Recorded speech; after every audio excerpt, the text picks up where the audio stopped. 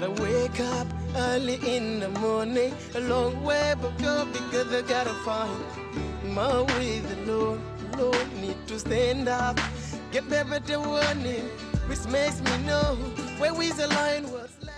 Vendredi 26 juillet 2024, Juma Moubarak à tous, mesdames et messieurs, bonjour et bon réveil en notre compagnie. Il est 6h30 sur le réseau synchronisé de la RTS. C'est toujours un plaisir de vous servir du Kinkiliba, un parfait cocktail d'actualité et de bonne humeur. Tous les vendredis, on a justement Abdelaziz Ban en plateau.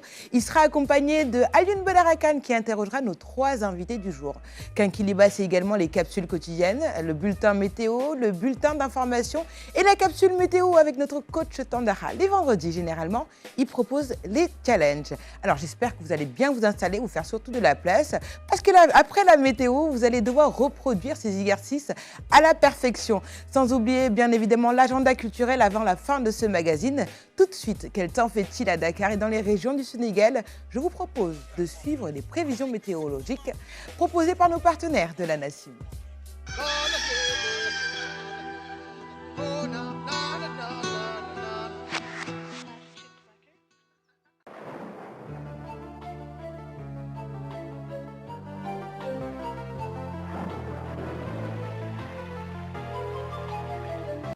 Toujours un plaisir de vous retrouver, chers amis téléspectateurs, pour votre bulletin météo de la Nassim. Nous allons noter un retour progressif donc à un temps stable sur une grande partie du territoire, avec une accalmie pluviométrique qui sera notée sur une bonne partie du pays. Donc l'animation satellite nous montre un ciel qui sera peu nuageux sur la moitié nord du pays, avec toutefois quelques nuages qui pourraient être aperçus au courant de la journée sur les localités sud, remontant un peu vers le centre-sud du pays, et un vent qui va souffler depuis l'océan sur les régions proches de la côte. Les prévisions de cette journée montrent une forte chaleur qui sera notée sur les localités sud, nos centres, mais aussi dans le nord-est du pays, des pics qui dépasseront 35 degrés majoritairement sur une bonne partie du territoire et atteignant même 38 degrés à Diourbel ou encore Podor et même Matam. Et vers l'ouest du pays, même si les températures seront à hauteur de 30 degrés à Dakar comme maximale, il faut savoir que la chaleur humide va persister dans cette partie du Sénégal et même au niveau de la zone sud-ouest où Ziguinchor enregistrera également 30 degrés. Donc globalement, une chaleur humide qui va persister et des pluies qui sont attendues sur les localités sud au courant de la soirée allant à la nuit, avec de faibles chances que cela atteigne donc les zones de Kaffrine et Tambacounda au courant de la même période. Donc chers téléspectateurs, c'en est tout pour votre bulletin aujourd'hui. Nous vous invitons à suivre l'information météorologique en provenance de la Nassim à travers les réseaux que voici et vous donnons rendez-vous demain à la même heure ou plutôt la semaine prochaine et d'ici là, passez un excellent week-end.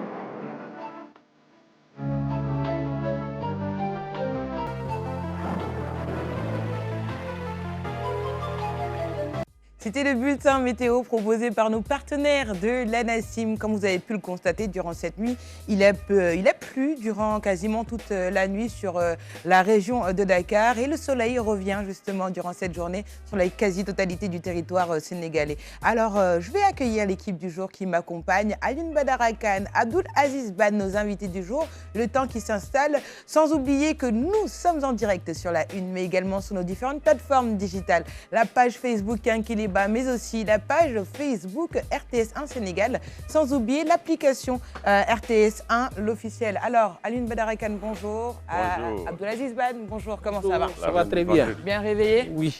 Bonjour messieurs, bien réveillé ce matin? Oui, bien D'accord, je vais vous proposer de faire un peu d'exercice. Les challenges du coach Tandara, c'est les vendredis. Faites-vous un peu de place dans votre salon, pourquoi pas dans votre chambre, si vous nous suivez en direct justement sur Facebook pour reproduire ces exercices. Tout de suite, la gymnastique.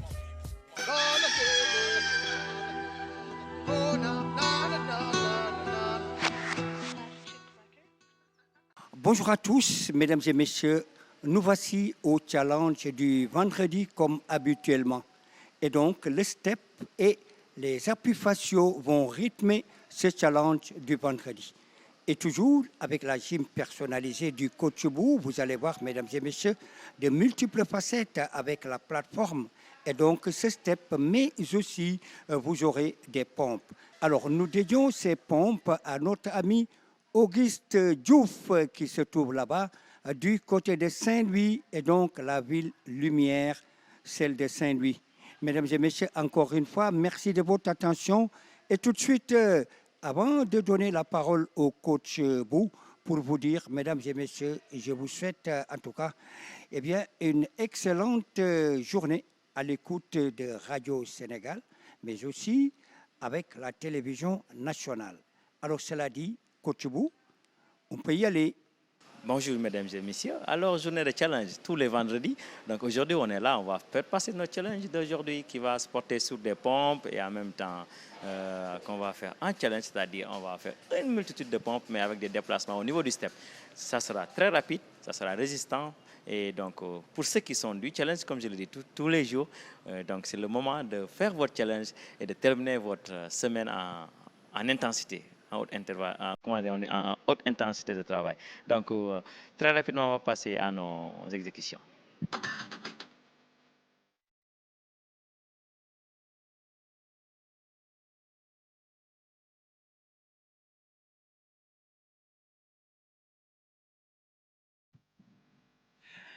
Et ce challenge du vendredi, mesdames et messieurs, comme vous l'avez vu, avec d'abord la plateforme, puisque vous avez les steps, mais aussi dans cette gym personnalisée du coach Bo. Alors regardez, c'est vrai qu'ici, évidemment, vous avez les appuis faciaux et donc les pompes, si vous le voulez bien, et donc partiellement avec la plateforme, il s'agit bien sûr eh bien, de ce step. Alors, c'est vrai que ça va aller très vite puisque c'est le challenge du vendredi. Et comme à l'accoutumée, mesdames et messieurs, on va tout évacuer rapidement. Alors, voyez, cet enchaînement, c'est vrai que cela fait encore une fois beaucoup de bien avec tout l'enthousiasme du coach Bou pour cet exercice. Allez, et ça se poursuit. Regardez.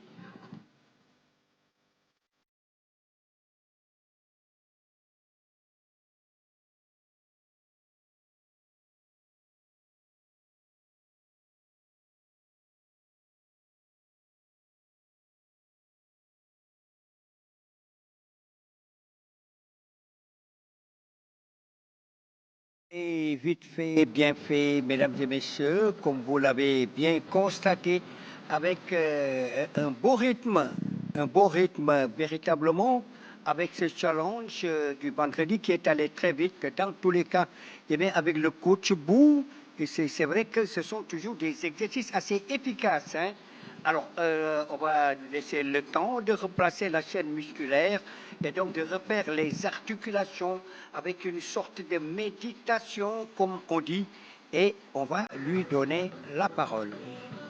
C'est fini, c'est vendredi, c'était le challenge d'aujourd'hui. Donc, on se dit très rapidement à la semaine prochaine, Inch'Allah, et passez un excellent VSD. Merci à vous qui nous suivez. Voilà, merci Coach Bou. C'est donc bien terminé le challenge du vendredi. Et j'espère que, mesdames et messieurs, ça vous a beaucoup plu, vous avez bien aimé. En tout cas, ce sont des exercices qui forcent l'admiration, surtout au niveau des gymnastes, mais également au niveau de tous les coachs. Évidemment, on a l'habitude de dire qu'avec justement le challenge du vendredi, mesdames et messieurs, ça va très vite. Et puis, c'est surtout l'efficacité, puisque c'est du challenge. Alors, cela dit, Coach Bou, amis téléspectateurs, merci de votre attention. Nous allons nous retrouver, Inch'Allah, la semaine prochaine. Et donc, passez un excellent VSD. Excellent VSD à vous également, coach Tandakha, et également au coach Bou. Merci beaucoup pour ces challenges. Aline Badara Khan a tenté de les reproduire. C'est très difficile en plateau. Alors, comment as-tu jugé les challenges d'aujourd'hui? Écoutez, c'est fort faisable. Hein. Je pense que ça demande juste de l'assiduité, d'être régulier et d'avoir de la détermination. Je pense que c'est le premier intrant pour un sportif, même pour un professionnel et même pour un amateur. Si vous n'êtes pas assez résilient, si vous n'avez pas cette envie donc, de surmonter les difficultés, vous ne parviendrez jamais au bout. Voilà. C'est le discours de Tu veux que je t'embête un peu? Non, ça ira. Je ne pense pas. C'est le discours. Je vais te demander quel exercice a proposé le coach Tandakha ce matin. Alors, Abdelaziz Ban, quel est le menu de ta chronique? Ça, c'est un discours de sportif du dimanche. Hein. C'est ce qu'Aline Badra vient de dire. Alors, aujourd'hui, sur le plateau ce matin, on va parler des Jeux Olympiques qui démarrent aujourd'hui à Paris. On va parler de la délégation sénégalaise qui a reçu donc, le drapeau national et faire une présentation des JO à Paris avec les compétitions qui vont se dérouler au niveau de Paris, les athlètes présents, mais également une présentation assez large de la compétition. Revenir également sur la finale, les deux finales de basket du championnat avec l'ASC Ville de Dakar et le Dakar University Club qui vont se rencontrer comme un garçon, comme un fille.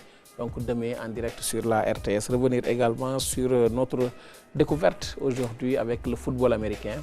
On était parti au lancement.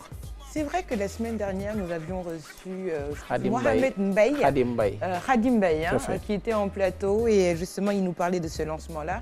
Tu y es allé avec tes caméras pour nous et on découvrira ça dans une poignée de minutes. Avant cela, Aline Badara Khan, avant de passer à la revue des titres, qui sont nos invités de ce matin. Alors, nous allons démarrer par deux messieurs en présentiel sur ce plateau pour terminer en beauté la semaine sur ce plateau de la matinale Kenkeliba. On va commencer par le représentant de la ville de Dakar. La ville de Dakar à l'honneur, représenté par son chef de la division de l'aménagement du territoire, de l'urbanisme et de l'habitat. Mais il a également la lourde responsabilité de veiller à la sécurisation de tous les usagers des différentes plages publiques de Dakar. Elhadji Amadou Dieng, l'enfant de Thiès, adopté par la capitale, Dakarois de fête aujourd'hui.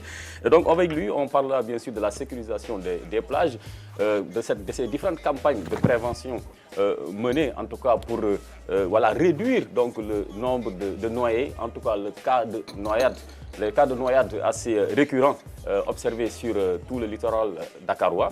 Donc le travail qu'il est en train de faire avec ces hommes, parce que le prétexte reste la célébration de la journée mondiale de la prévention des cas de noyade. Donc je pense que c'est un vaste sujet, surtout en cette période estivale, où il y a une forte fréquentation des plages. Donc la première partie lui sera consacrée parce que c'est un sujet d'actualité et on se doit de tout faire quand même pour amener tout le monde à être beaucoup plus vigilant, à faire preuve de prudence, mais également à ce que la ville de Dakar soit accompagnée par les autres structures publiques, parce que quand même c'est un travail qui est assez herculéen que de surveiller toutes les plages de la presqu'île du Cap-Vert. Et à sa suite, un autre Amadou, mais Diop lui, son autre famille, Amadou Diop, initiateur du projet de film documentaire Mahamad Boun Abdallah Dionne, où le parcours d'un loyal serviteur, je pense que ça veut tout dire. Hein. Il a parfaitement résumé la trajectoire de Mahamad Boun Abdallah Dionne, le défunt Premier ministre du Sénégal, candidat lors de la dernière présidentielle ici dans notre pays. Ce sera l'occasion véritablement de lui rendre hommage, de revisiter sa riche trajectoire, mais également de parler un peu des liens étroits qui vous unissent à cette grande figure de la politique sénégalaise. Et pour terminer la partie invitée, dans la deuxième partie, une grande dame, enfin, pour que la gente féminine également soit bien représentée. Donc, chez nos invités, Madame Oulimata Seck, qui est manager comme de la randonnée pédestre Sanar Vision 1, 2, ça veut dire quoi? Ça veut tout simplement les premières générations donc, de Sanarois. Quand on parle de Sanar, ce sont ceux-là qui ont fréquenté l'UGB, l'université Gaston Berger, donc qui, le temps d'une randonnée pédestre, vont se retrouver. Ce sera peut-être certainement pour eux une façon voilà, de débattre, mais également d'apporter voilà, leur expérience à ce que Sanar puisse toujours être ce flambeau donc, du savoir et que également toute cette intelligentsia-là puisse profiter au Sénégal. Donc voilà les questions qui seront au menu des échanges avec nos 3 invités de ce vendredi. Merci beaucoup Alioune Badara Kane. Très bon choix de ce matin, hein, 3 invités. Mais bon, tu aurais pu faire quand même 2 dames. Déjà que vous dominez sur ce plateau-là.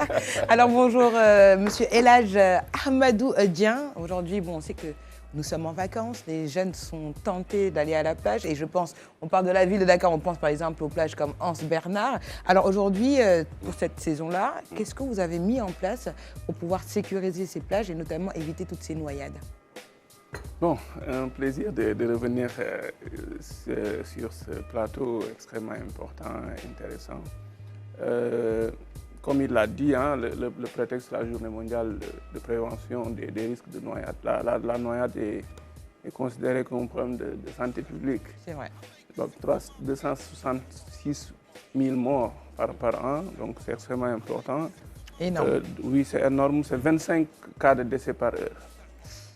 Donc, et la ville de Dakar, comme vous l'avez bien posé, donc, a une tradition de plus de 40 ans de corps de maîtres nageurs sauveteurs en son sein, donc qui est devenu même un modèle un peu partout en Afrique. Je suis parti il y a 2 ans de cela représenter la ville au niveau de la conférence africaine sur le sauvetage sportif, mais sur le sauvetage de manière générale à Alexandrie en Égypte, où notre modèle est en train d'être adopté.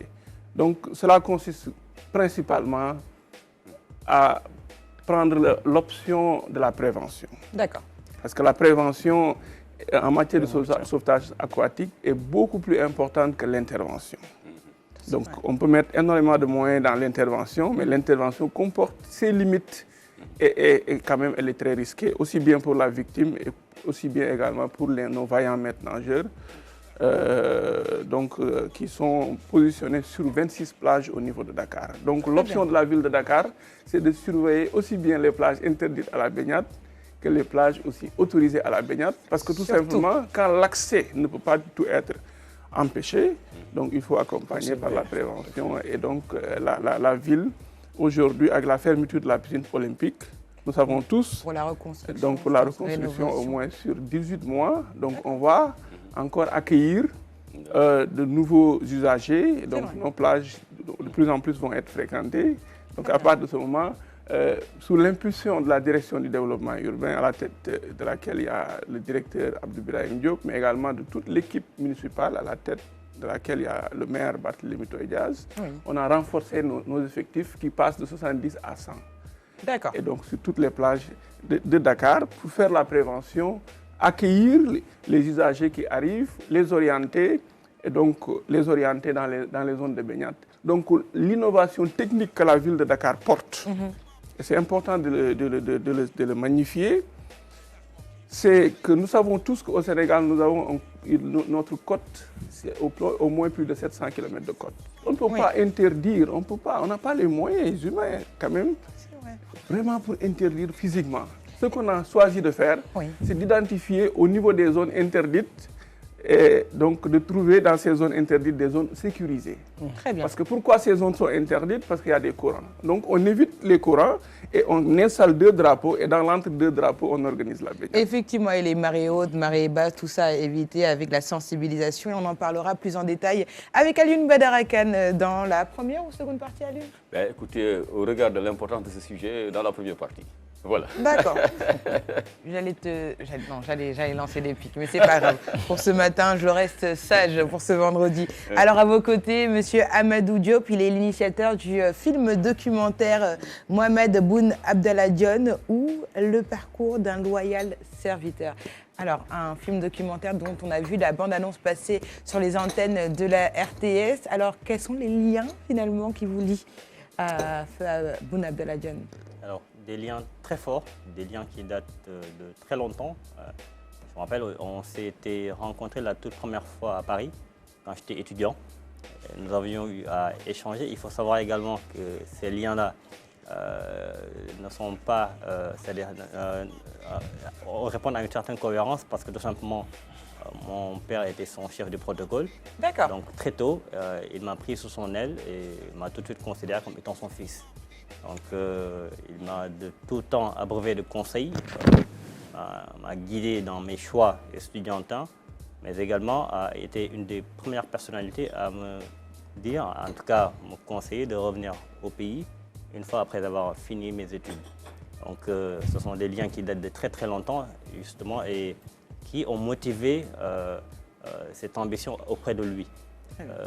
Parce que tout simplement après quand il a voulu être candidat à la présidentielle, nous en avions parlé, nous en avions discuté et j'ai voulu également apporter mes compétences pour que cela lui soit bénéfique dans ce combat qu'on a partagé pendant des mois de préparation qui furent également très intenses parce qu'il faut savoir que c'est un travailleur, Oui. c'est quelqu'un qui croit à la valeur travail et qui ne rechigne et qui ne recule devant rien. Et il portait également cette ambition-là qu'il vouait au Sénégal. Donc, effectivement, bon, les conditions furent très difficiles parce qu'il faut savoir également que ce film répond à une certaine anecdote parce qu'il avait lui-même lu le scénario du film, l'avait validé et puis nous étions censés le tourner durant la campagne électorale et il s'est trouvé, malheureusement, qu'entre-temps après les élections, il est décédé. Donc ce qui s'est passé à la suite, j'ai relu le scénario parce qu'à la base c'était lui qui était censé raconter son histoire. Donc je me suis dit pourquoi pas peut-être interroger ses plus proches collaborateurs, ses amis, parce que c'était un rassembleur qui avait, en tout cas, qui partageait certaines relations avec aussi bien le monde religieux, le monde de la société civile, tout ce qu'on peut considérer comme étant le Sénégal en miniature. Donc nous sommes allés interroger ces personnes-là. Nous avons eu pas moins de 40 intervenants. Donc, nous avons eu beaucoup de personnalités, dont l'ancien président du Sénégal, Macky Sall. Oui, et même Amadouba qu'on a vu justement sur ces images et on en parlera dans la première. Voilà. Donc, on fait deux invités dans la première partie. On naturellement. Finit, justement par notre troisième invité qui nous rejoindra justement dans la seconde partie de ce magazine. On va enchaîner avec la revue des titres et on commence par le quotidien 24 heures quotidien qui titre à sa une « Premier sommet international sur le sport pour le développement durable ». À Paris, Diomaye plaide pour un ordre mondial plus juste autour des valeurs du sport. Également, un procès en diffamation contre Mansour Faye. Mimi Touré confirme le carnage financier, le délibéré fixé au 8 août prochain. Busby le jour à présent qui titre à sa une retrait de Nyokolokoba de la liste rouge. Parc et les impacts. Le parc et les impacts, Souleymane Jules Diop, les États ont été sensibles à l'argument que j'ai avancé. Ali Haïdar, il ne faut pas croire qu'on a donné une médaille au Sénégal. Bon, ça sera à lire dans les colonnes de Busby le jour. Ali Haïdar, qu'on connaît, Alioune Badara Kane, très écologiste et qui a toujours défendu justement, on va dire, la faune et la flore du Sénégal. Alors, Sud Quotidien à présent, développement judiciaire du scandale fonds Covid-19. Mimi et Mansour jouent la première manche. On continue avec le quotidien. Le quotidien, régulation des secteurs de la presse et de la pêche. L'État lance ses filets. Les journaux mis en garde pour le dépôt légal, l'audiovisuel suspendu à la délivrance des licences. 24 navires arraisonnés pour pêche illégale. On continue avec le quotidien Yor quotidien. Extraction verbale impunie de Ahmed Suzanne Camara, Diarraté, Moustapha Diarraté et autres insulteurs de Macky, complaisance, contrainte ou laxisme de la justice à suivre justement dans les colonnes de Yor quotidien. L'As à présent qui titre à sa une relation avec Diomaye, chômage des jeunes, exigence éthique, position en Afrique, Sonko, le 100 tomes. Autre titre à retrouver à la une de l'As quotidien, silence sur les décès des migrants clandestins. Bougane dénonce le mépris du gouvernement. Alors, on finit avec le Stade quotidien spécialisé en sport qui titre à sa une la photo de justement, ça c'est pas Niakhaté, hein, c'est Crépin Diatta et Ismaël Jacobs. Donc Niakhaté à la table de Crépin et Jacobs. Très rapidement. Oui, il est venu, Niakhaté, il est maintenant actuellement, il a rejoint le championnat français et va disputer le championnat avec Lyon, Olympique Lyonnais. Donc aujourd'hui, il va donc rencontrer ses compatriotes sénégalais, ses coéquipiers en équipe nationale, que ce soit Crépin Diatta, que ce soit Ismaël Jacobs qui évolue aujourd'hui au niveau de Monaco. Donc il se retrouve en France. Donc c'est la bande des Sénégalais qui va se retrouver en France. Très bien. Et le Sénégal aux Jeux Olympiques de Tokyo 1964 à Paris 2024. 60 ans d'histoire, JO Paris 2024, équipement sénégalais. JS Sport habille 8 pays sans le Sénégal. Bon. Jamil Faye. C'est ça? JS Sport, ça appartient à Jamil Faye. C'est un Sénégalais qui a Jamil, oui, le président de Diapo Olympic Club. Beaucoup de pays. D'autres pays? Oui. Outre que le Sénégal? Parce qu'on ne l'a pas appelé. Hein. Si le Sénégal n'a pas jugé nécessaire de l'appeler, donc il va travailler pour les autres pays. Mais je pense qu'il faudra faire avancer la préférence nationale. Et puis, voilà, comme on a fait avec le Made in Sénégal, faire travailler les Sénégalais et utiliser leurs équipements. Exactement, il y a beaucoup d'équipementiers qui font un excellent travail, même ici au Sénégal, qui produisent, on va dire, des maillots ou des équipements tout simplement de très bonne qualité. Il faut juste y mettre le prix, n'est-ce pas, Alioune Badara Kane, étant donné qu'on...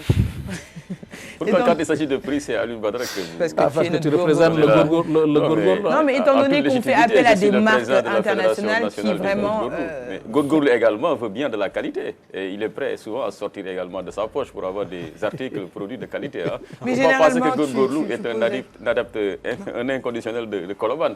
Il veut bien faire les boutiques de luxe aussi, mais tout cela demande véritablement un écosystème également qui inciterait plus d'un à aller à Sandaga, par exemple à la pharmacie Guigon, hein, ce qui fait un produit voilà, de beauté cosmétique autre là. Je vois M. Dieng sourire, parce que j'ai une anecdote, mais bon, je ne vais pas la partager ici. On va attendre en off, hein, tu vas nous partager cette anecdote. Voilà, en off, voilà. Alors on continue justement avec le sport, juste après le jingle, la chronique de Abdoul Aziz Ban.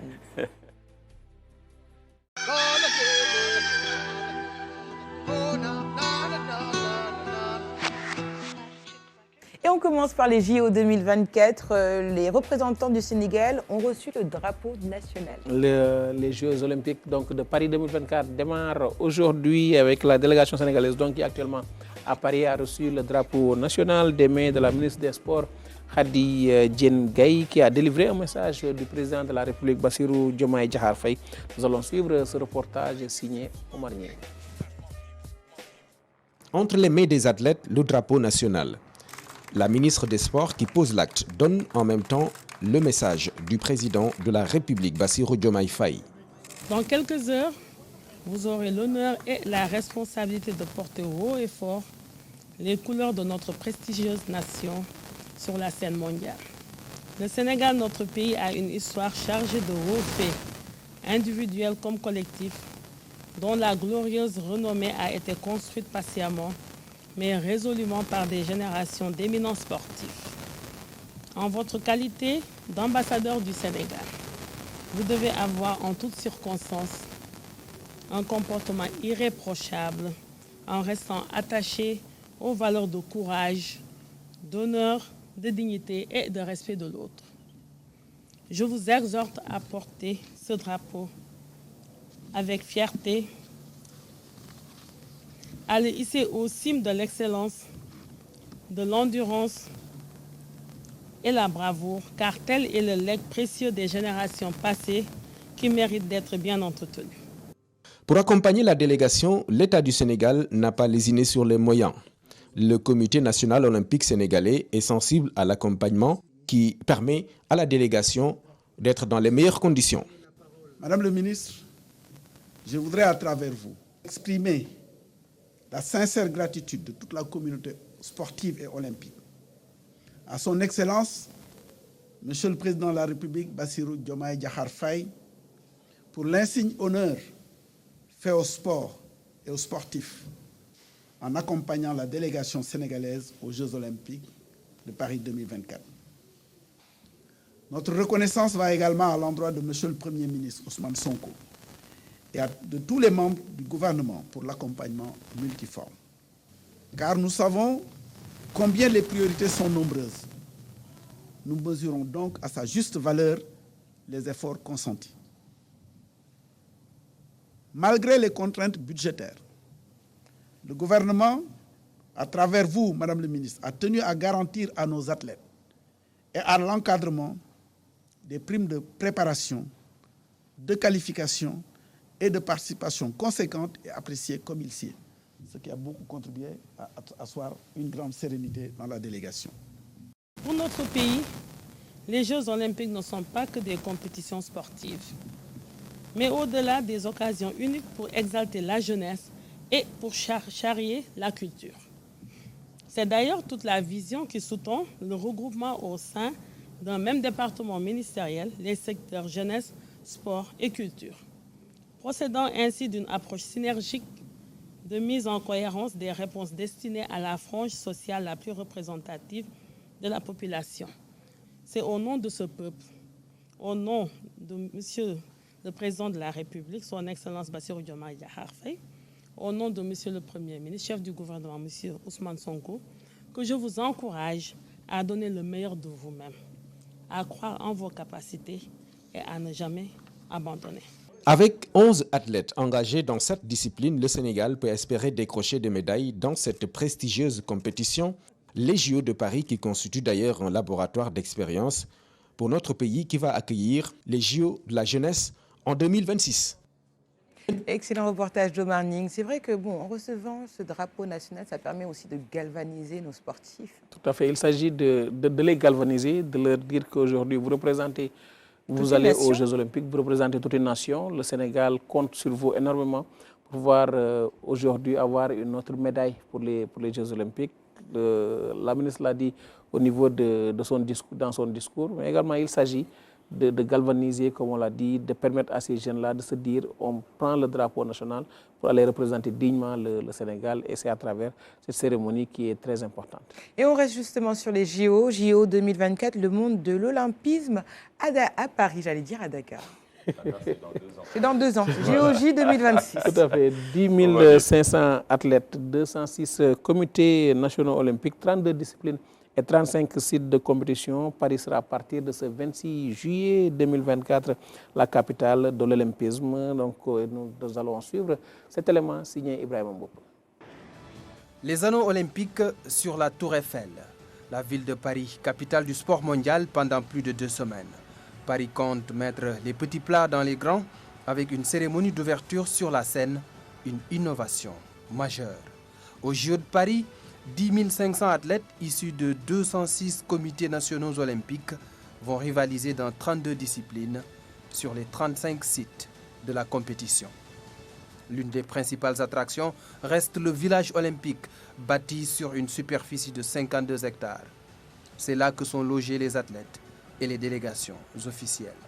Au total, 14 500 résidents. Les JO de Paris sont organisés avec un budget de 10 milliards d'euros, plus de 6 000 milliards de francs CFA.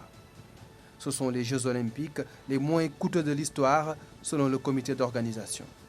Mais l'engouement et la passion devraient être au rendez-vous avec plus de 8 millions de tickets déjà vendus. Les Jeux olympiques, c'est aussi la sécurité. Plus de 6 000 forces de l'ordre sont mobilisées pour un bon déroulement de l'événement dans la paix.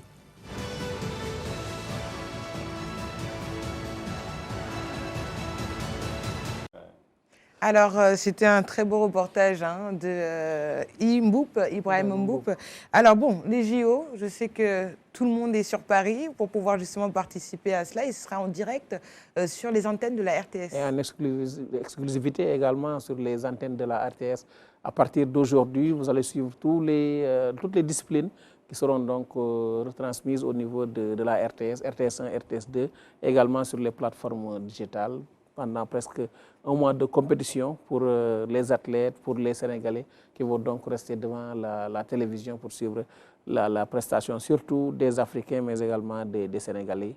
11 représentants pour le Sénégal pour cette discipline. Très bien. Et justement, ce sera sur les antennes de la RTS. Tu le disais à lui, j'allais dire à lui, tu le disais à Abdelaziz Ban. On parle maintenant de basketball.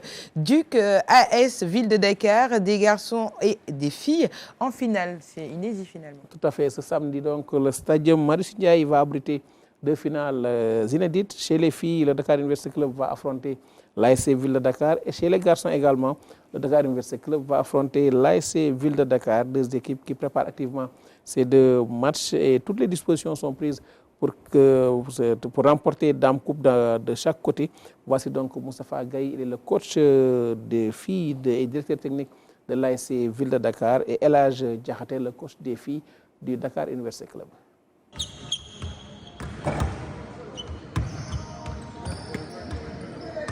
On prépare cette finale comme les autres matchs. Bien qu'on a joué avec la VD 4 fois, elles nous ont gagné 4 fois. Mais ce match-là, c'est une finale. Et une finale, c'est un match, tout peut arriver. Maintenant, mes joueurs sont concentrés. Et elles sont en train d'accomplir une mission dont au commencement qu'on avait fixé au début. Et maintenant, on est arrivé presque à l'objectif qu'on avait fixé au départ. Maintenant, on va venir jouer tranquillement, sans pression, et jouer nos chances, quoi. En tant qu'entraîneur de l'équipe féminine, nous sommes dans le prolongement de ce que nous faisons toute l'année. Préparer chaque match avec beaucoup de sérieux. Une finale, elle est toujours difficile, surtout face à une grande équipe comme le BIC. Mais on ne se fait pas d'illusions, on ne fait pas de questions. On va jouer à fond avec ce que nous avons fait, ce que nous avons fait jusqu'à présent. En tant que DT du club, les 2 équipes se préparent chacune en fonction de sa philosophie, en fonction de sa façon de travailler. Mais je pense que tout se passe très bien jusqu'à présent. Vraiment, les garçons et les filles sont sur le terrain, ils travaillent beaucoup et ils sont conscients que nous allons vers des objectifs majeurs. Donc, il n'y a pas d'inquiétude. Ça va juste des matchs de basketball et on va les jouer vraiment avec le maximum de fair-play. De retour en plateau, bon, on a pu voir justement Tafa Gaye, hein, l'ancien, on va dire... directeur technique et coach également voilà. de l'équipe nationale féminine. Maintenant, il est à l'ASC Ville de Dakar comme coach des filles, mais également comme directeur technique du club. En tout cas, 2 finales, et c'est inédit, AS Ville de Dakar. Juste rappeler, juste rappeler le palmarès en championnat. Le Dakar University Club, chez les garçons, est à 5 titres, 2009, 2010, 2013, 2015 et 2021. AS Ville de Dakar, chez les garçons, n'a pas encore de palmarès, n'a pas encore gagné donc, le trophée du championnat. Et chez les filles, pour le Dakar University Club, tenez-vous bien, c'est 17 titres. 1986, 92, 93, 94, 95, 97, 98, 99, 2001, 2002, 2003, 2005, 2007, 2012, 2013, 2014 et 2016. Et chez l'ASC Ville de Dakar, chez les filles, c'est 4 titres pour le moment. 2019, 2021, 2022 et 2023. Les 2 finales du ASC Ville de Dakar en filles et Dakar University Club ASC Ville de Dakar en garçons sont donc à suivre sur les antennes de la RTS et en direct. Et c'est ce samedi, Inch'Allah, à partir de 17h. Alors, on va parler d'une toute autre discipline, le football américain. La discipline est lancée finalement au Sénégal. L'initiative est de Khadim Mbaye, un ancien joueur du championnat canadien qui a lancé le foot américain au Sénégal. 85 joueurs retenus donc, et formés pour développer la discipline. Le lancement s'est tenu au camp Leclerc. Suivons ce reportage. Ils sont 85 joueurs retenus pour prendre part au lancement du football américain au Sénégal. Au menu, divers ateliers avec et sans ballon pour voir la capacité des joueurs à pratiquer ce sport dont l'installation dans notre pays est venue d'un constat. L'idée de lancer le football américain au Sénégal, je te dirais que ça vient du fait qu'il y a le talent. Le talent au Sénégal est incroyable. Mais la seule chose que j'ai remarqué, c'est qu'il n'y a pas nécessairement les outils nécessaires pour permettre à ces jeunes de pouvoir se développer. Donc, en ayant vu cette petite lacune, c'est là que je me suis dit qu'avec mon réseau de contacts que j'ai au Canada, je suis en mesure de pouvoir faire venir des équipements ici pour permettre aux jeunes de pouvoir compétitionner comme nous le faisons au Canada ou aux États-Unis. Sur la pelouse, les joueurs sont focus sur l'objectif d'être parmi les meilleurs qui seront retenus, des joueurs qui ont déjà les aptitudes pour pratiquer le football américain et qui ont déjà adopté cette discipline. En fait, c'est vraiment plaisant parce qu'on voit que les joueurs qui sont ici sont très athlétiques. Souvent, on le dit dans le milieu du coaching, l'athlétisme d'un joueur, les caractéristiques, en fait, les habiletés athlétiques, ça ne s'enseigne pas vraiment. C'est vraiment génétique et on voit que les jeunes ici, c'est des jeunes qui pratiquent d'autres sports, sont très habiles. Maintenant, c'est juste une question d'apprendre les techniques et de les mettre en application. J'étais avec les joueurs qui faisaient la course, on voit qu'il y en a beaucoup qui sont naturellement rapides. C'est juste une question de peaufiner un peu leur technique. Mais sinon, je suis vraiment ravi d'être ici parce que ça fait du bien de voir des joueurs qui sont très habiles. Je trouve ça pertinent parce que j'ai jamais eu la chance de savoir c'était quoi le football américain. Donc là, ça permet de découvrir et de découvrir de nouveaux horizons, quoi. C'est plutôt abordable quand même. C'est assez physique, mais c'est bien, c'est percutant. D'essayer parce que même si on ne connaît pas, on ne sait jamais. Et pour ma part, c'est ma première pratique et j'ai trouvé ça intéressant. Ce lancement du football américain au Sénégal est possible grâce au concours de l'ASFA, l'Association sportive des forces armées, un partenariat dont l'objectif est de développer le football américain dans notre pays. Le football américain est un sport de discipline. Et c'est pour ça que ce partenariat avec l'armée, avec l'ASFA, est quelque chose de très important. Parce que ce que nous avons besoin, c'est que ça doit rester constant. Nous allons avoir une structure. Et il n'y a rien de mieux que les militaires pour intégrer une structure dans un pays. C'est une très bonne initiative parce que l'ASFA, comme vous le voyez, l'ASFA compte 15 disciplines sportives. Donc c'est une très bonne idée de nous initier sur le football américain. Comme vous le voyez, on compte vraiment sur le commandement pour qu'il puisse associer cette section ici au sein de l'ASFA. Avec le lancement du football américain, il s'agit dans le futur de mettre en place des équipes pour compétir, de créer une ligue pour disputer des rencontres entre États et surtout permettre aux joueurs d'aller monnayer leur talent à l'étranger. C'est une excellente initiative de M. Mbaye qui est revenu du Canada pour montrer ce savoir-faire-là sportif avec le Power Cycle Athletics. L'anglais d'Alim Badra, il faut nous épargner de l'anglais d'Alim Badra. Très bien. Et ce qui me permet... Ils étaient 365 athlètes qui se sont été inscrits. Finalement, après les tests, 85 ont été retenus. Et tenez-vous bien, certains ont eu de très bonnes notes, on va dire, et déjà envoyé des résultats qui sont déjà envoyés aux États-Unis, au Canada, en France, pour leur permettre d'avoir des clubs et aller disputer le football américain. Félicitations et justement bon vent. J'espère que cette discipline sera beaucoup plus démocratisée ici au Sénégal. Et une pensée à Mohamed Sy qui était sur place, photographe et également excellent cadreur. Alors messieurs, je vais vous laisser réagir. Quel sujet vous a le plus marqué dans la chronique d'Abdelaziz Ban? Oui, naturellement les JO, les JO, l'histoire des JO. Je pense que je ne peux pas ne pas penser des JO de Munich de 1936. Je ne peux pas ne pas penser également des JO de Melbourne de 1956, parce que quand même c'était une occasion pour accélérer le renouveau de la vie internationale après la Seconde Guerre mondiale. Donc les Jeux de Barcelone, quand même, je pense, nous ont marqué directement, au-delà de l'histoire, parce que quand même c'était les JO que nous avons regardés directement. Et voilà, en 1996 également. Je pense à Atlanta, les Marie-Jo Pérec, Carl Lewis. Donc vraiment, les Jeux ont bercé notre enfance, tout comme la Coupe du Monde. Alors, Amadou Diop, qu'est-ce qui vous a le plus marqué? Alors, plutôt le dernier élément qui me parle beaucoup plus, parce que j'ai fait du rugby, j'ai été champion de France et champion du Roussillon. C'est vrai que ça ne se voit pas. C'est ce que j'allais dire, mais je n'osais pas le dire. Je suis effectivement rugbyman quand j'étais dans le sud de la France. C'est là où j'ai commencé le rugby. J'ai fait du rugby. Voilà, exactement, c'est pas très loin. Donc j'ai découvert également comme ça. C'est-à-dire que c'était par pur hasard que j'ai découvert, parce qu'en fait, là-bas, on est vraiment encadré, parmi dans les sports dans lesquels peut-être on voit un certain intérêt. Donc par la suite, j'avais même été contacté par l'équipe nationale du Sénégal, mais malheureusement, je n'avais pas pu me rejoindre parce qu'après, je devais partir à Paris et continuer mes études. Oh, donc, très bien. Beau parcours sportif. Merci beaucoup, messieurs. Merci. On va inscrire Alim Badra, non, le football américain. Vous permettez de rendre hommage à Kombesek, l'une des porte-drapeaux que je connais directement quand même, qui vraiment est très très persévérante. Et vraiment également de rendre hommage à l'un des athlètes paralympiques, voilà, Edmond Sanka. Donc tous les membres de l'équipe, voilà, le représentant du taekwondo naturellement. Donc bonne chance à eux. Bonne chance à nos Lions, finalement, pour ces JO 2024. Merci beaucoup, Abdelaziz Ban, pour ta belle chronique de ce matin. Alioune Badara Kane, je n'ai pas voulu te donner de la parole parce que je sais que tu allais un peu tirer en longueur.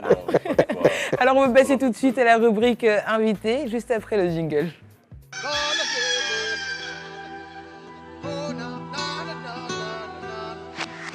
Et ce matin, nous recevons en plateau M. El Hadji Amadou Dieng, chef de division de l'aménagement du territoire et de l'urbanisme et de l'habitat au sein de cette ville de Dakar. Mais ici, il brandira surtout sa casquette de responsable donc, de la sécurisation des plages de Dakar. Dakar qui en compte 26 ans et toutes ces plages aujourd'hui sont courues par les usagers, surtout les tout petits. C'est tout à fait normal, nous sommes en période estivale et donc il y a une forte affluence qui est notée. Mais malheureusement, cela a également son lot de conséquences avec tous ces cas de noyades répertoriés durant cette période sur les différentes plages de Dakar, surtout les plages qui ne sont pas autorisées à la baignade. Malheureusement, l'homme souvent se sent attiré par l'interdit et vous êtes obligé donc de vous démultiplier pour être présent un peu partout. Mais est-ce facile de sécuriser 26 plages sur tout le littoral dakarois, M. Dieng? Ce n'est pas du tout simple, mais nous avons très tôt compris qu'il faut une gestion intégrée. Il faut des acteurs publics, mais également des acteurs privés. Il faut pratiquement mettre en synergie une action collective et donc pour montrer aux populations que la noyade, c'est une question de santé publique. C'est la troisième cause de décès par traumatisme non intentionnel dans le monde. Je l'ai dit tout à l'heure. Ici au Sénégal, c'est la deuxième cause de décès par traumatisme non intentionnel, donc derrière les accidents de la route.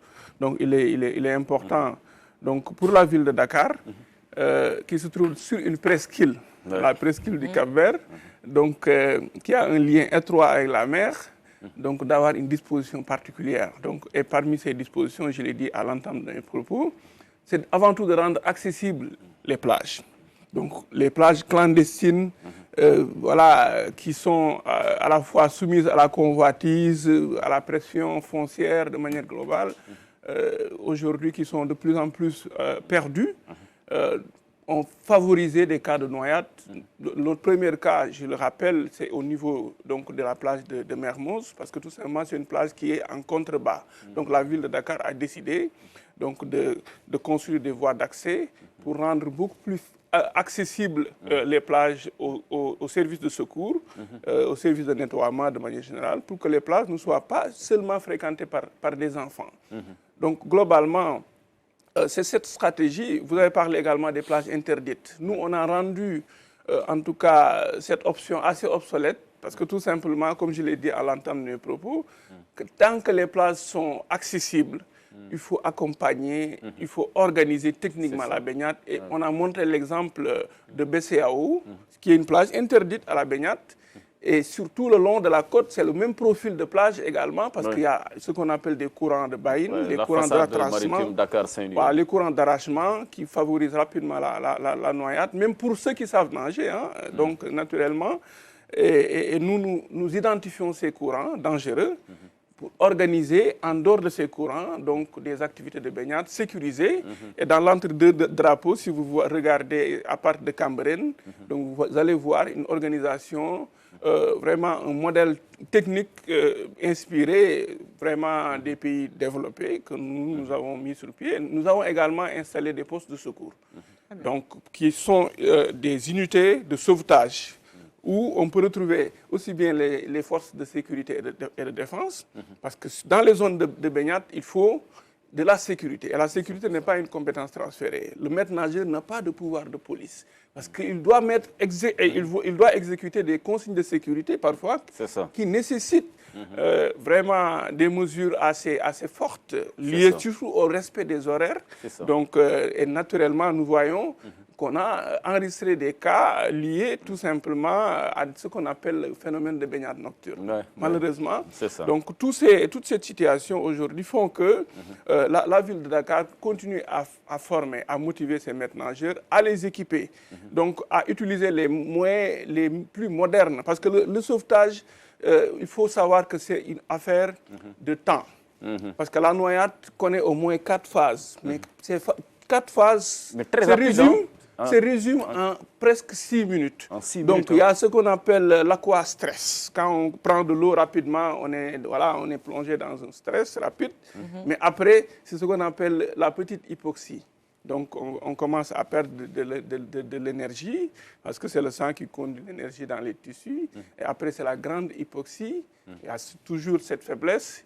Et maintenant, s'ensuit malheureusement la mort par noyade, par ce qu'on appelle anoxie. On cesse de se battre. On cesse de se battre naturellement et on se plonge on est plongé dans un coma. Donc, si on n'a pas de secours approprié, donc naturellement, c'est la mort qui s'ensuit. Et aujourd'hui, c'est un drame mondial, je l'ai dit tout à l'heure. Donc, nos maîtres nageurs sont obligés d'être formés au secours rapide. Également à l'utilisation de logistique appropriée. Et la ville utilise des DSA, des défibrillateurs semi-automatiques. Ils sont formés donc, à ce niveau. Mais ce qui est le plus important, je l'ai dit, c'est l'option d'aller vers une gestion intégrée. Il faut que tous les acteurs qui tournent autour de cette problématique puissent se parler. Puissent comprendre que ce n'est pas une affaire de la ville de Dakar, ce n'est pas seulement une affaire des 12 communes qui disposent de façades maritimes, c'est une affaire aussi bien des acteurs, des collectivités éducatives, du pouvoir coutumier, de l'État central de manière générale, donc pour pouvoir asseoir une conscience collective sur ce que représente aujourd'hui ce drame mondial qui est aujourd'hui considéré comme un problème de santé publique qui est aujourd'hui considéré par les Nations Unies. Parce que tout simplement, si vous allez même dans les pays développés, en France, c'est 1000 morts par an. Donc ici au Sénégal, c'est plus de 300 morts par an. Et ça laisse des traumatismes extrêmement profonds, même pour les victimes, les rescapés, parce que tout simplement, on a frôlé la mort. Et naturellement, également aux parents qui ont perdu. Qui ne veulent plus s'approcher de la mer. Il y a un temps de recherche parfois d'une victime. Et voilà, parfois, qui sort dans un état extrêmement désagréable. Donc tout cela fait que nous préconisons en même temps l'apprentissage de masse de la natation. Nos maîtres nageurs, sauveteurs sur les plages sont disposés à dispenser des cours de natation. Et c'est des cours gratuits? Oui, c'est des cours gratuits. C'est des maîtres nageurs de la ville de Dakar. Voilà. Et on a au-delà de ça un autre programme avec la ville d'Evry qui va nous mener vers ce qu'on appelle l'aisance aquatique. Voilà, parce que la natation, ce n'est pas seulement un sport ou une activité physique, etc., ou une activité lucrative. C'est une compétence de vie. On apprend à nager pour sauver une vie, au moins, la sienne. Si on a des aptitudes en termes de sauvetage, on peut sauver la vie de quelqu'un d'autre. Donc, ce qui fait que, naturellement, on met des moyens, on met des ressources humaines de qualité, mais la problématique est plus vaste que ça. C'est la prévention continue, c'est l'éducation au risque, c'est l'éducation à l'identification des zones à risque, c'est l'accompagnement continu, c'est l'éducation à l'identification surtout de la signalétique. Au niveau des plages, quand vous voyez un drapeau rouge, c'est un signe universel, naturellement. Mais il n'y a pas que le drapeau rouge. Il y a d'autres types de drapeaux que vous voyez sur la plage. On peut mettre un drapeau jaune. Le drapeau jaune? Oui, parce que par moment, de façon temporaire, le maître nageur peut aller en pause. Et donc la baignade, la zone est autorisée, mais momentanément, la baignade peut être suspendue. Donc on peut avoir le drapeau violet.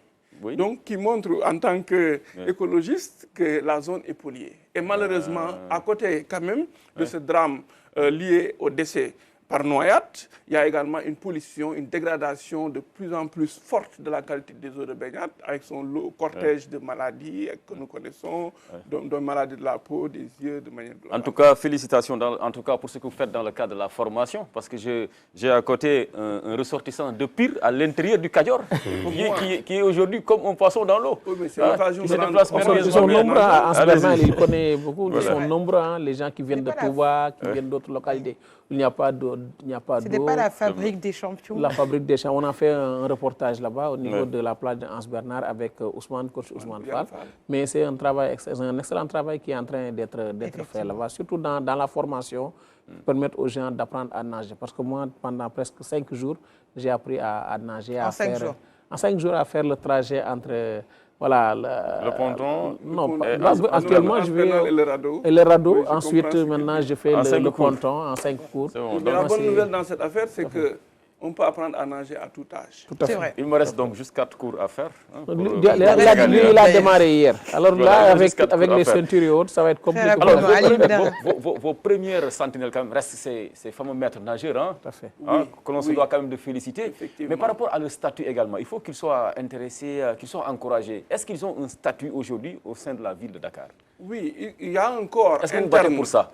Mais c'est au-delà de la ville de Dakar. La ville de Dakar fait énormément d'efforts. En termes de recrutement, en termes de plan de carrière. Il y a une association nationale, on salue cette association dirigée par Ibrahim Fall qui fait un excellent travail. Ouais.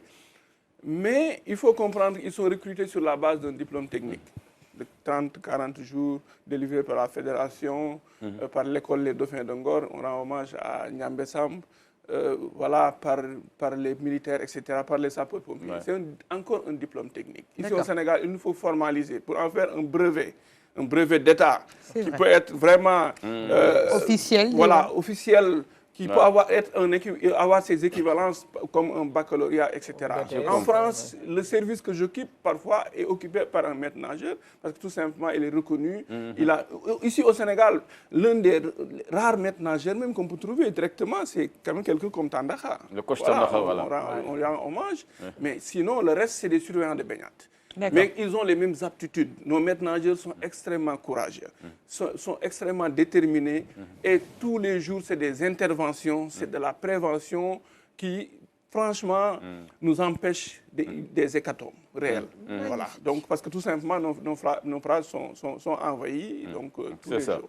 Merci beaucoup El Hadji Amadou Dieng pour cette première partie consacrée à la sensibilisation pour une meilleure sécurisation de nos plages, surtout en cette période estivale. Restez sur ce plateau. Dans la deuxième partie, on fera encore un énième rappel. Le rappel étant pédagogique, il est bon toujours d'en faire pour davantage protéger surtout notre jeunesse, la principale victime donc, de ces cas de noyade.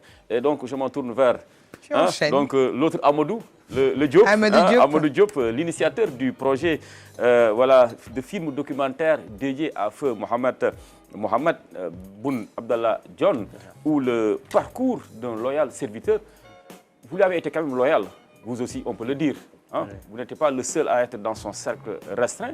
Et dès sa disparition, vous avez pensé à ce film documentaire. Je pense que tout à l'heure, vous êtes revenu sur ces liens qui vous unissaient à lui. Alors, parlons directement donc du sujet. Que retenir de Mohamed Boun Abdallah Dionne? On va dire que c'est une question classique, mais surtout ses principaux traits de caractère, pour vous qui l'avez côtoyé. Alors, tout premièrement, un très grand travailleur, comme je l'ai dit tout à l'heure, un grand serviteur de l'État, un grand commis de l'État, qui a vraiment tout fait pour son pays. Le tout premier trait de caractère que vous rencontrez chez lui, quand vous avez l'occasion d'échanger avec lui, c'est son patriotisme. Et c'est ce patriotisme-là qui a poussé à ce qu'il nous dise de ne absolument pas perdre de temps en Europe et de tout de suite revenir au Sénégal. C'est pourquoi d'ailleurs c'est ressorti dans le titre. C'est quelqu'un qui aimait servir, c'est quelqu'un qui est également un homme de paix, un homme de dialogue, qui voulait rassembler, qui voulait pacifier notre pays. Ce n'est pas un hasard d'ailleurs, en tout cas, le fait qu'il voulait, dans son programme, essayer de réunir à nouveau les Sénégalais autour des principes qui doivent en tout cas nous lier pour aller vers le développement. Ce sont ces traits de caractère-là qui ressortent le plus. En plus de sa générosité, une personne très, très affable. Quand vous le rencontrez, peut-être qu'il n'en a pas vraiment l'air, mais dès que vous le rencontrez, c'est tout de suite le sourire. Ce sont des descriptions qui sont ressorties, même durant les témoignages très touchants, surtout parmi ceux, en tout cas, du président Macky Sall, qui a dit l'avoir choisi comme son homme de confiance, parce qu'il avait cet attachement au travail, parce qu'il disait qu'il recherchait quelqu'un qui avait la capacité de pouvoir travailler jusqu'à 4h, 5h du matin tous les jours et tenir ce rythme. Et il a été usé par cette charge. Il a été victime d'un vieillissement précoce. Donc on pensait qu'il faisait partie des candidats les plus âgés de la dernière présidentielle. Or, tel n'est pas le cas. Il était l'un des moins âgés plutôt de cette campagne. Mais peut-être au regard des lourdes charges qu'il a eu à occuper, je pense qu'il a été finalement, comme on le dit, usé par cette charge-là. Effectivement. Par ces charges-là. C'est cela. Oui. Donc ce sont, en tout cas, nous, ces qualités-là que nous avons trouvées chez lui. et qui nous ont charmés, qui nous ont séduits. Et c'est la raison pour laquelle moi je me suis dit tout de suite après son décès que par devoir moral, nous devions rendre hommage à cet homme. C'est ça. C'est pourquoi nous avons commencé les tournages depuis 3 mois. Depuis 3 mois, on a bourlingué. On est parti jusqu'à Conakry, aller recueillir les témoignages du Premier ministre à qui nous également nous rendons hommage, au Premier ministre guinéen Amadou Ouriba. Nous sommes allés partout au Sénégal, à Gossas, à Touba, chez lui. Nous sommes partis aussi également rencontrer le Serigne Bassirou Abdou Khadre. Un fervent mouride également. Effectivement, un fervent mouride. C'est beaucoup ressorti aussi également dans les témoignages. Il disait toujours qu'il avait de tout temps dans sa veste des khasaïd.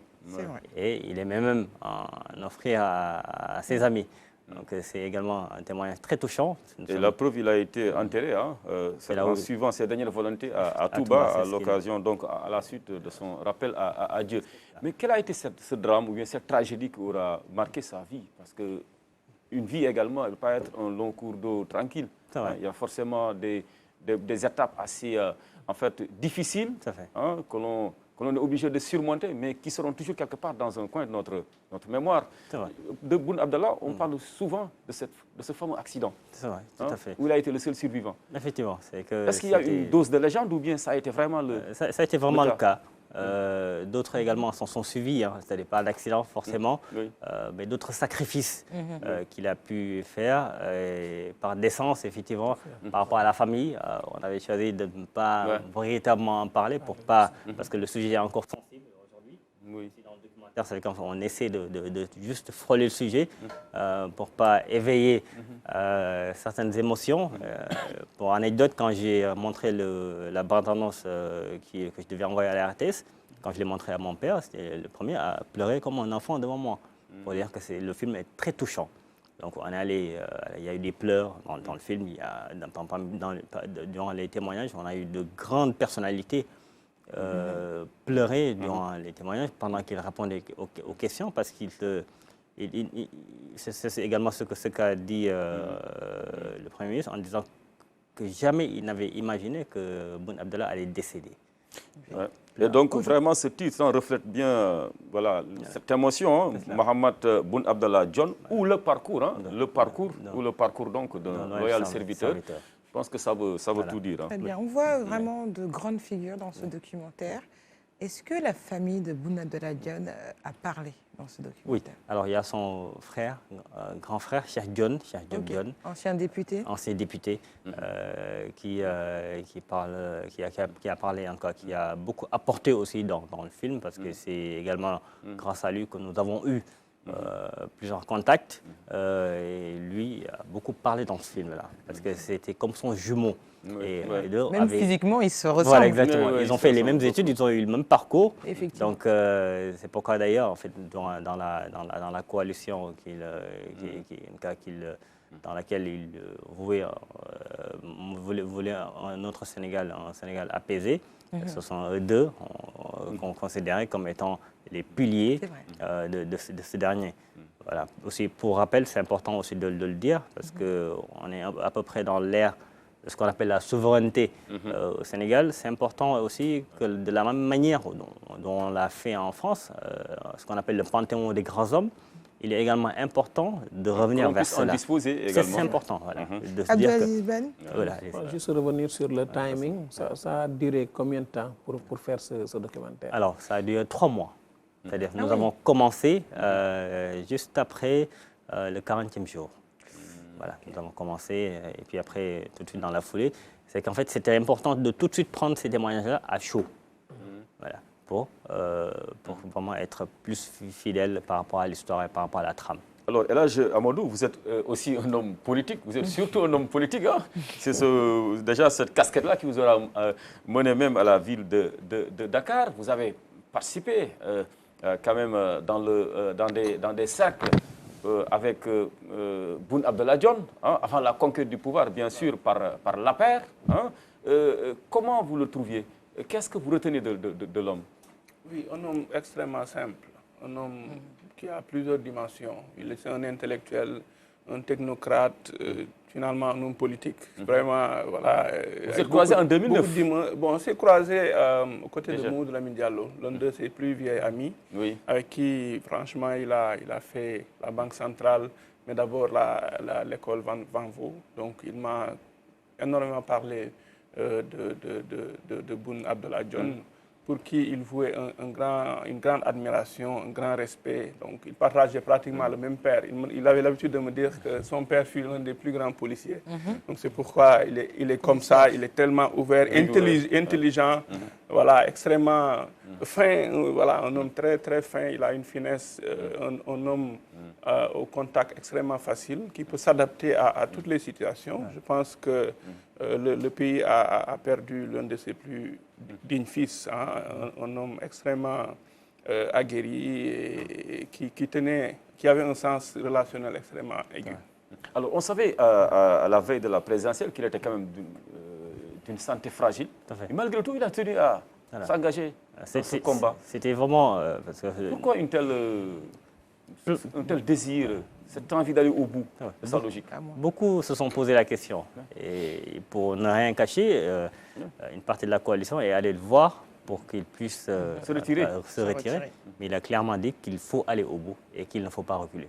Parce que c'est quelqu'un qui a une très forte conviction de son destin et qui n'a pas peur. Parce qu'il décrit cela comme étant les liens que l'on doit avoir par rapport à la foi. Donc, c'est pourquoi vous allez découvrir, en tout cas dans le documentaire, les raisons qui fondent ces convictions-là. C'est quelqu'un qui n'abandonne jamais, qui toujours disait qu'il faut toujours être loyal et fidèle par rapport à ce en quoi on croit. Et c'est la raison pour laquelle, quand on est allé lui poser la question, sur son lit d'hôpital, il a clairement dit qu'il ne faut pas abandonner, qu'il faut continuer et qu'il faut aller jusqu'au bout. Est-ce qu'il en a voulu, à un moment donné, à son mentor, à son ami, Macky Sall, de ne pas l'avoir choisi comme le candidat de la paire? Alors, pour ça, même on en a parlé plusieurs fois. Lui, il n'a pas voulu. Même dans le cadre de la communication, quand parfois on voyait des militants proposer d'attaquer le candidat du président, il insistait pour dire qu'il ne faut jamais se rabaisser à cela et qu'il fallait plutôt être dans un combat d'idées et jamais dans l'attaque. Et que par rapport à ce qui s'est passé avec le président Macky Sall, il a toujours gardé cette ligne-là. Et effectivement, beaucoup ne l'ont pas compris. Mais ça lui a fait du mal quand même. Très certainement. Parce que le champion de la paire, alors qu'il a été le Premier ministre qui a le plus duré au poste aux côtés du président sortant. Je pense que dès l'instant où on choisit, dès l'instant où on perd des choix, effectivement, il y a toujours des déçus. Donc c'est tout à fait normal. Je pense que ce sont des choses face auxquelles on est préparé, surtout quand on est Premier ministre. Je pense que même les Premiers ministres font également des choix. Donc un jour ou l'autre, j'ai l'habitude de dire que quand on ne veut pas forcément souffrir de la décision du roi, il faut être roi. Donc peut-être c'est la raison pour laquelle également il a voulu être président de la République. Juste pour dire qu'il ne l'a pas véritablement pris comme étant une déception, mais plutôt un caractère, peut-être un autre obstacle également dans sa vie qu'il fallait gérer comme il fallait le faire. Et le lancement officiel de ce film documentaire? Voilà, il aura lieu le 8 août au musée des civilisations noires, où nous attendons 600 invités, où nous attendons le Sénégal en tout cas en miniature, et c'est important de pouvoir compter sur toutes les personnes, parce qu'en fait, nous ne sommes pas concentrés que sur le volet politique, nous avons vraiment essayé de prendre toutes les couches du pays. Donc c'est important, c'est un appel également que nous lançons à ce propos, pour que tout le monde puisse en tout cas être présent face à ça, parce que ce fut un très grand homme, un très grand patriote. Merci beaucoup Amadou Diop, et félicitations pour cette réalisation qui permet véritablement de garder pour la postérité, voilà, dans l'imaginaire populaire, les hauts faits d'armes de nos grands hommes, et j'en faisais partie, feu Mohamed Boun Abdallah Dionne. On prie pour que le Seigneur puisse l'accueillir dans son paradis céleste. Bonne continuation. Et j'espère que le retour au pays est dorénavant acté. Hein. On a besoin de compétences comme vous. Depuis très longtemps. Un Sénégal réellement émergent. Je n'ai pas remis les pieds en France depuis que je suis revenu. Depuis. Machallah.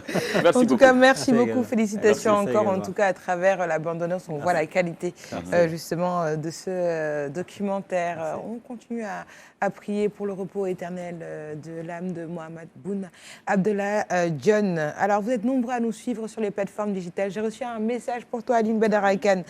Sincèrement, je te le lis avec beaucoup de plaisir. Alors, c'est Amélia Da Silva qui dit bonjour à ma télévision préférée depuis Luanda. Un bonjour spécial au grand Alioune Badara Kane. J'aime bien vos... spécial. Au grand Alioune Badara Kane, j'aime bien vos analyses sur les grands sujets. J'ai grandi au Sénégal et je garde de bonnes choses comme la liberté d'expression et de pensée d'un individu. J'y arrive. Bon travail. Merci beaucoup en tout cas de cette fidélité. Ça te fait plaisir? Elle nous regarde de Luanda. Oui. Ah oui. Ouais, depuis l'Angola, comme on dit. Hein. Tu es touché. Ah mais vraiment, merci, je suis touché. Et cela démontre la qualité également de votre management à la tête de Kinkeliba. Vous en êtes la reine. Hein, parce que c'est vous qui drivez. C'est parce que je suis là le vendredi. Hein. Je sais que quand Sarah est là, il dit tout autre chose. D'ailleurs, on lui offre ce clip spécialement depuis Dakar à Amélia Da Silva. Tout de suite, c'est l'heure du clip du jour. mais xanaa balaa ñuy toog di nga naan dara. mais oui soo may ma jël de soo may ma jël de. mais xaaral ma jox la. soo may ma jël de. Spirit. merci beaucoup. mais man fu may toog. defal la ndax toogal nii. ayca merci beaucoup. merci beaucoup. voilà mais Aba. mais Vivi. mais Names. mais yaa ngi ci jàmm. waaw yow de surprise bi neex na de. waaw mais loolu la xam nga yow dama lay namm. ma toogee ba ci yàgg gisuma damay nam ba pare Viviane da ñu wax actualité sénégalais yëpp topp ma xam nga man bu yëpp amee ci réew mi dama ciy takk yëpp ñëpp topp ma waa mais Viviane li mu ñu waxoon le 21 mais balaa ñuy wax ci loolu dama lay baalu àq ci julli bi. Alors, c'était pas forcément le clip, mais plutôt l'entretien de Viviane. Tu suis un peu ces temps-ci, Viviane Do? Bon, je vais être honnête, franc, je suis plus sur... du Kinela Mambamba. Sodomama. Sodomama, d'accord. Hein? Ok. Viviane? Je suis plus sur Aline Baïnder et autres. Quoi. Ok, vous êtes plus quel artiste? Moi, je ne suis pas très loin de Kinela, moi aussi. Plus Youssou Ndour, plus Youssou Ndour. Plus Youssou Ndour? Je me sens un peu seule. Je connais tous les rétros de Viviane Ndour. C'est une artiste qu'on suit beaucoup. Du courage. Pourquoi j'en aurais besoin? Non, parce que comme tu te sens si seule, s'il te plaît, bon. Essaie-le. Marfouz, quel clip vas-tu nous proposer? J'espère que c'est du Viviane.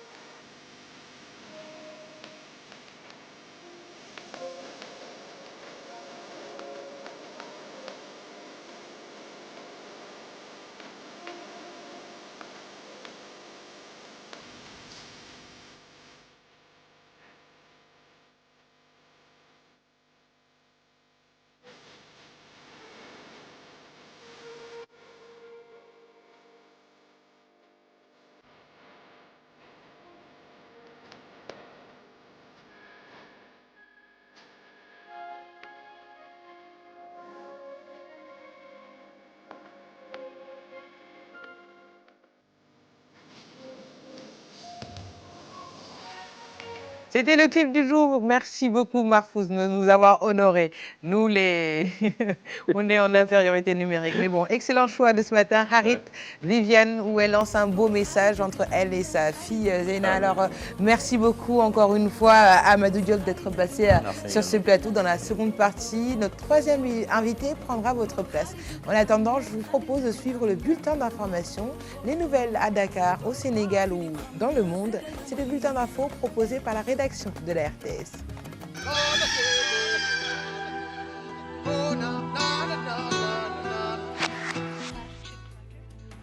En dit long sur la violence.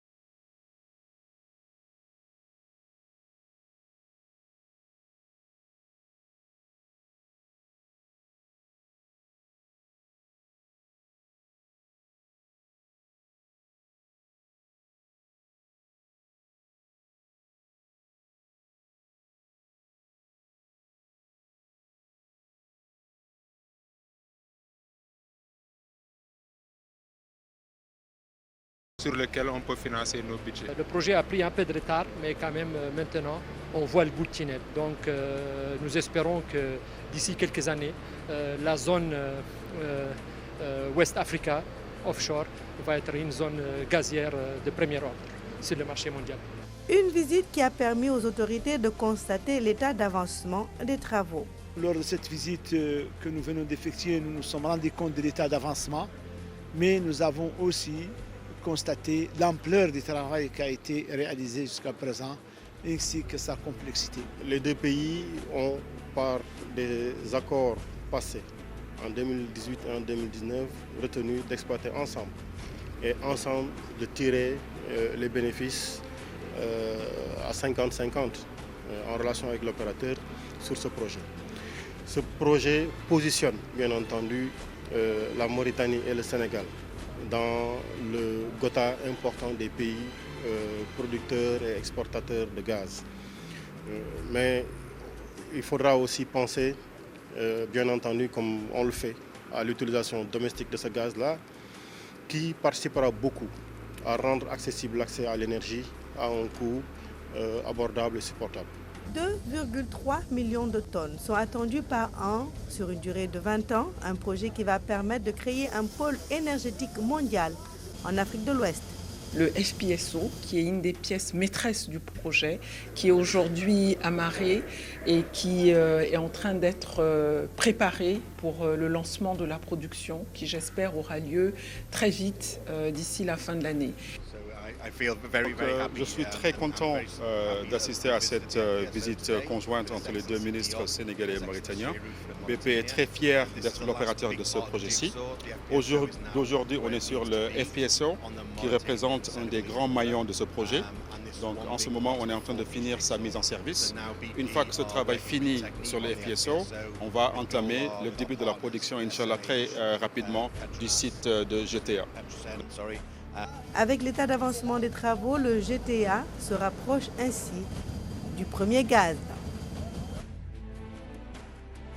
Plus de 1400 bâtiments menacent ruine au Sénégal. Les 627 sont répertoriés à Dakar. Ces chiffres de la direction de la protection civile révèlent un véritable problème de sécurité publique. Dans sa volonté de corriger ces failles, l'État va vers un nouveau référentiel d'homologation des matériaux et produits. Souvent, ces problèmes émanent de la non-qualité du matériel utilisé. Que ce soit le fer, que ce soit les granulats, que ce soit sur le plan des importations, mais aussi sur la fabrication locale. On a beaucoup de projets et de programmes en cours ou bien à venir, comme les 300 000 logements, entre autres. Il faut déjà à présent nous assurer que la qualité sera au rendez-vous. À cette rencontre étaient conviés industriels, importateurs, maîtres d'ouvrage, entre autres acteurs du BTP. Dans cette démarche qualité, la préférence nationale est souhaitée. Nous sommes pour une industrialisation de notre pays, pour avoir une maîtrise globale de la qualité, mais des coûts, donc disons des prix, mais aussi pour la création d'emplois et de la valeur ajoutée. À la suite de cette rencontre, il est attendu un arrêté fixant les modalités de mise en œuvre de la procédure d'homologation. C'était le bulletin d'information proposé par la rédaction de la RTS. Notre troisième invité nous a rejoint, n'est-ce pas, Aline Badara Kane? Oui, Madame Oulimata Seck, qui est responsable donc de la communication de cette grande randonnée pédestre qu'organisent les premières promotions de l'université Gaston Berger de Saint-Louis. Ce sera véritablement l'occasion pour vous de vous retrouver, de discuter, de joindre l'utile à l'agréable et de pouvoir, proposer des solutions pour le développement du Sénégal. Donc on parlera de cela, Inch'Allah, durant l'entretien qui lui sera consacré. On peut enchaîner? Donc on enchaîne, donc il est question de joindre les deux, donc de se retrouver, mais également de discuter de choses qui pourraient intéresser le Sénégal quant à son développement. On a besoin de toutes les compétences quand on sait que quand même c'est un creuset d'excellence. Et à l'époque quand même, il n'était pas simple de franchir le grand portail de Sanar, de l'université Gaston Berger de Saint-Louis. Il fallait avoir un parcours immaculé, un parcours vraiment excellentissime pour prétendre être Sanarois. Alors, ces retrouvailles-là, comment vous avez pu vous organiser quand on sait qu'aujourd'hui, il y a beaucoup de Sanarois éparpillés à travers les 4 coins du monde. Exactement, c'est Alioune Batara. Merci de m'avoir donné l'opportunité de parler au nom de Sanar Vision, qui regroupe les pionniers, la première et la deuxième génération de l'Université de Saint-Louis. 93, 14 ou bien Non, en 90. En 90 déjà. Nous avons foulé le sol de Sanar. Ouais. Certains sont venus le dimanche 16. Mais moi, comme j'habitais à Saint-Louis, je suis venue le 17, 17 décembre 1990, exactement. Ah oui. Voilà. Machallah. Donc, nous sommes la première génération. À l'époque, c'était 601 étudiants. Oui. Hein? C'était 4 UFR. Hein?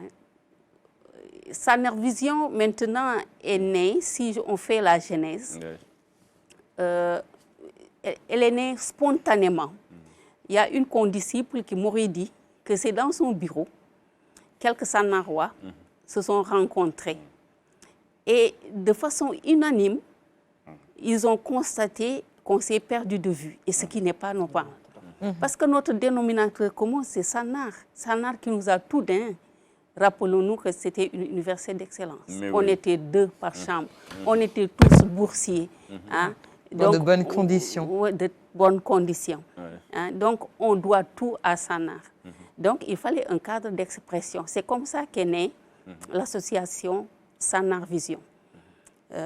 Donc, on l'a massifié et en même temps, on l'a structuré.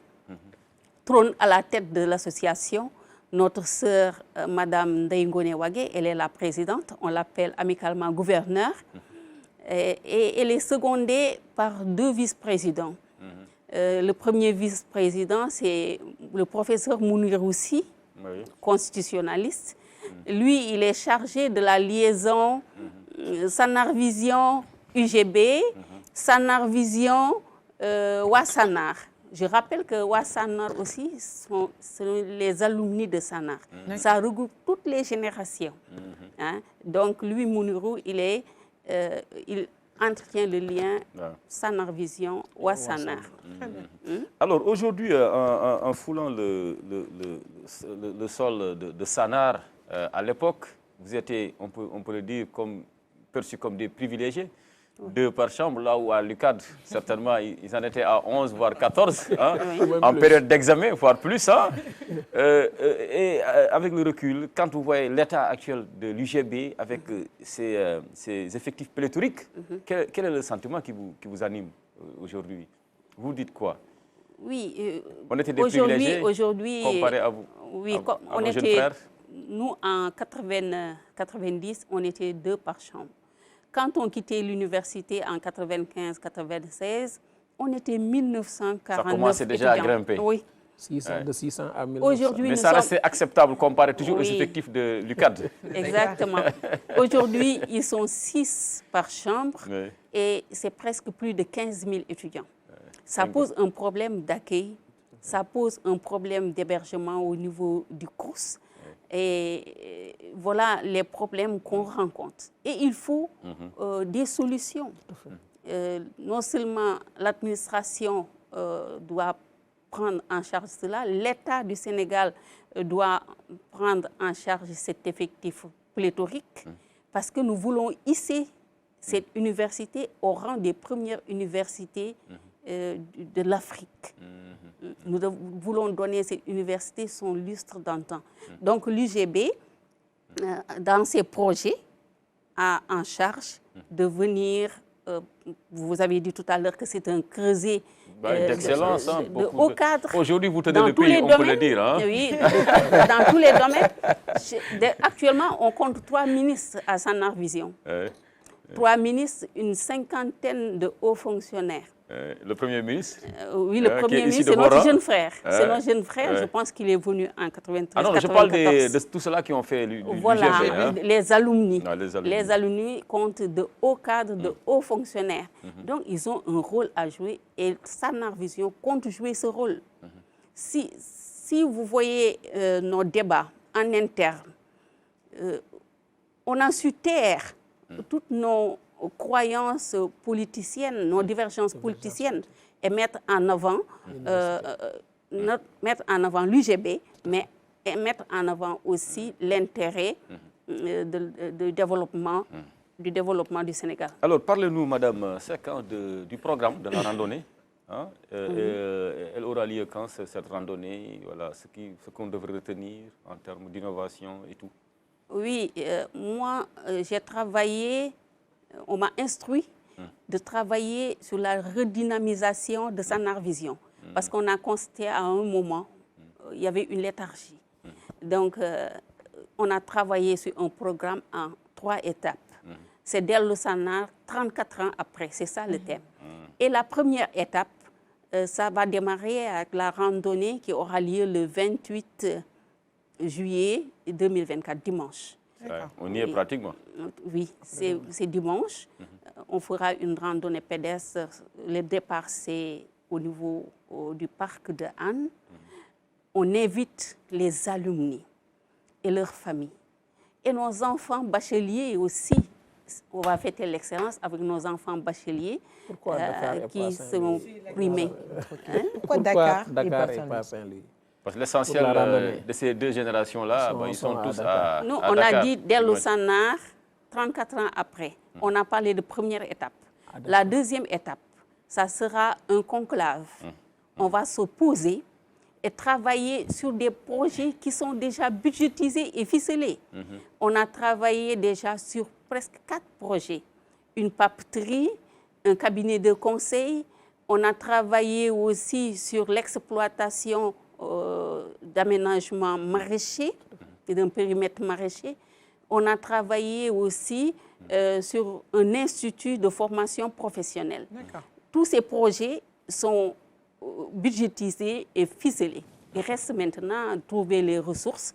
C'est le moment pour la deuxième étape de s'asseoir, chercher des partenaires et concrétiser réellement ces projets-là. Et la troisième étape, c'est le Dello Sanar à Saint-Louis, à l'UGB. Qui est prévu quand? Au mois de décembre. Au mois de décembre. Au mois de décembre, on va retourner à Sanar, Sanar 1 et 2, et on invite les alumni. Et là, c'est l'occasion de travailler avec les partenaires, de faire la synthèse de tout ce qu'on a fait et d'échanger avec les partenaires qui faciliteront et financeront nos projets. Merci beaucoup, Madame Oulimata Seck. Je rappelle que vous étiez là pour nous parler donc, de cette grande randonnée pédestre qu'organisent les premières générations, les premières promotions. Vous Merci êtes beaucoup. invité. Nous, en tant qu'Ucadiens, on fera le déplacement. Hein.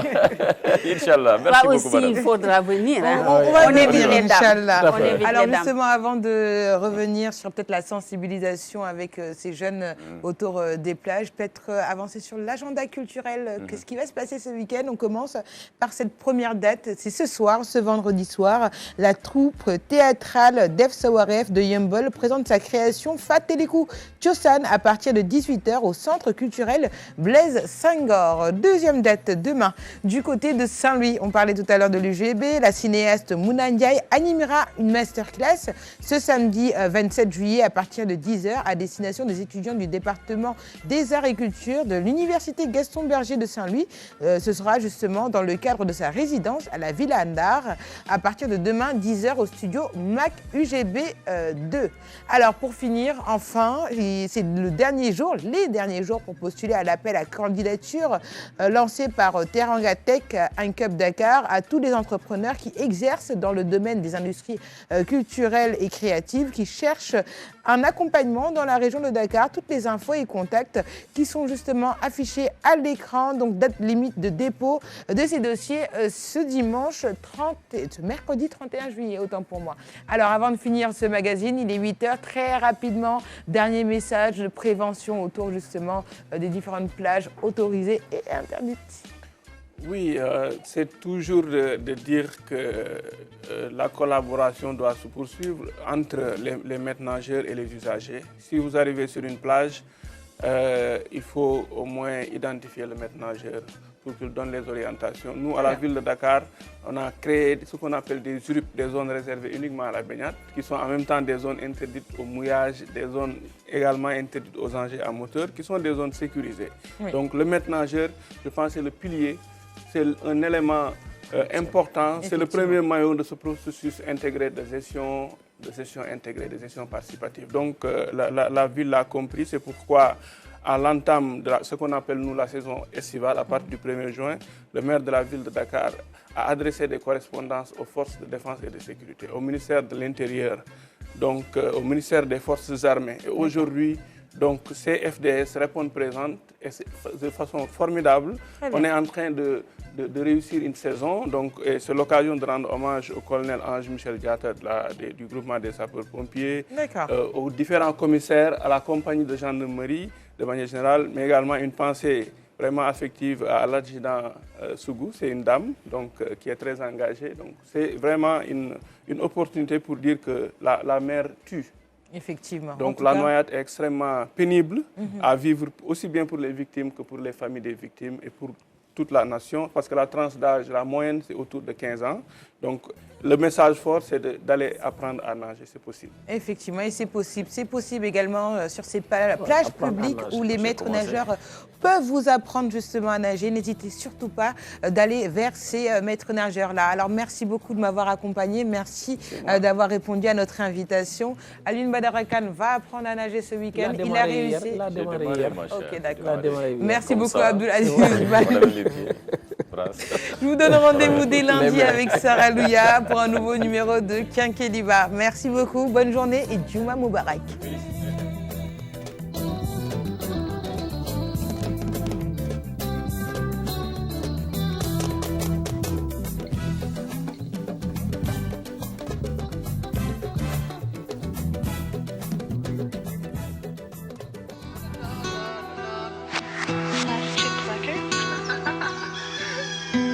Gotta wake up early in the morning, a long way but go because I gotta find my way. The Lord need to stand up, get better warning.